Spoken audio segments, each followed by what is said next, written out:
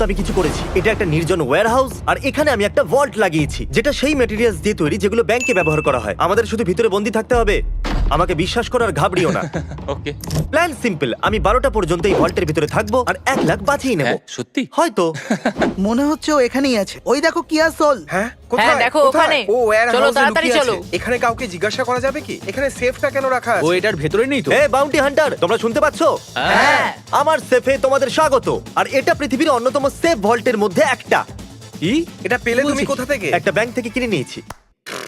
তোমরা হয়তো এটা ভাবছো যে 1 লাখ নিতে ভিতরে কি করে আসবে, তাই না? আমি জানি না, ভাবতে থাকো। ঠিক আছে, জিমি এরকম করতে পারে। ইয়াই। আমার ভয় লাগছে। বয়েজরা এটা জানে না যে এই সেফের নিচে একটা সিক্রেট টানেল আছে, যেখান থেকে বেরিয়ে আমি আর তারিক ওয়্যারহাউসের পিছনে পৌঁছে গেলাম আর সোজা দৌড়লাম আমার প্ল্যান করা ট্রাকের দিকে। আর যেই আমরা ভাবলাম যে আমরা মুক্ত হয়ে গেছি, আমাদের মনে পড়লো আমরা কি ব্যাগটা ভেতরে ফেলে এসেছি?